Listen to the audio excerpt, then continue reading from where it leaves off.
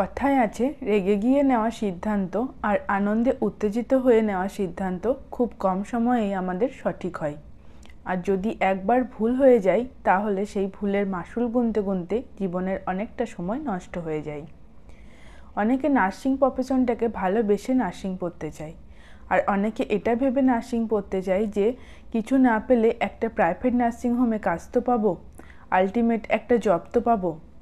যারা ভালোবেসে নার্সিং পড়ার সিদ্ধান্ত নিয়েছো বা নেবে তাদের জন্য ঠিক আছে, তারা চাইলে ভিডিওটা স্কিপ করতে পারো।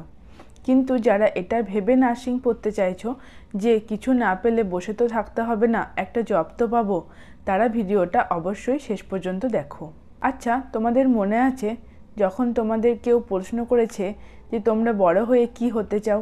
তোমাদের মধ্যে কেউ হয়তো বলেছো টিচার হতে চাই, কেউ ডাক্তার বা কেউ ব্যাংকার হতে চাই। কিন্তু এখন সময় আর পরিস্থিতি তোমাদের এমন একটা জায়গায় দাঁড় করিয়ে দিয়েছে যে তোমরা এখন ভাবছো যেমন করেই হোক একটা জব পেতে চাই। হ্যাঁ, নার্সিং একটা নোবেল প্রফেশন, কিন্তু সেটা তোমাকে মন থেকে মেনে নিতে হবে, আর তার জন্য কিছু জিনিস জেনেও নিতে হবে। তুমি টিচার, ব্যাংকার বা প্রফেসর হলে তোমার লাইফটা যেভাবে কাটাবো বলে ভেবেছিলে সেই ভাবনা তোমাকে একদম ঝেড়ে ফেলতে হবে। এটা সত্যিই একটা অন্য জগৎ। এখানে তুমি অনেক মানুষকে চোখের সামনে আস্তে আস্তে ইহলোক ত্যাগ করতে দেখবে, আবার অনেক নতুন প্রাণের আবির্ভাব হতেও দেখবে।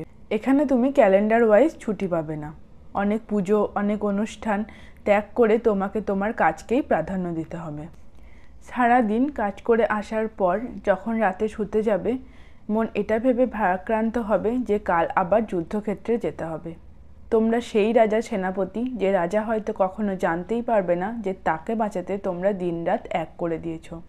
ক্লান্ত চোখ দুটো ছুটি চাইলেও কর্তব্যের ভার চোখের পাতা ফেলার অনুমতি দেয়নি।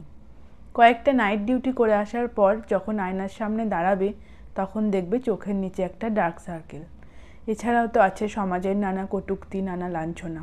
হ্যাঁ, কয়েকটা টাকা নিশ্চয়ই পাবে, কিন্তু ভালোবেসে কাজটা না করলে পরে গিয়ে আফসোস করতে হবে নাকি যে কেন এসেছিলাম? তাই বলছি, মন থেকে ঠান্ডা মাথায় সিদ্ধান্ত নাও। দেখবে যেখানে মন সায় দেয় সেখানে যুদ্ধ করতে করতে মরে গেলেও ময়দান ছাড়ার ভয় থাকে না। আজ এতটাই থাক, পরের সিদ্ধান্তটা একান্তই তোমাদের নিজেদের। ভালো থেকো আমার সিস্টার অ্যান্ড ব্রাদার্স।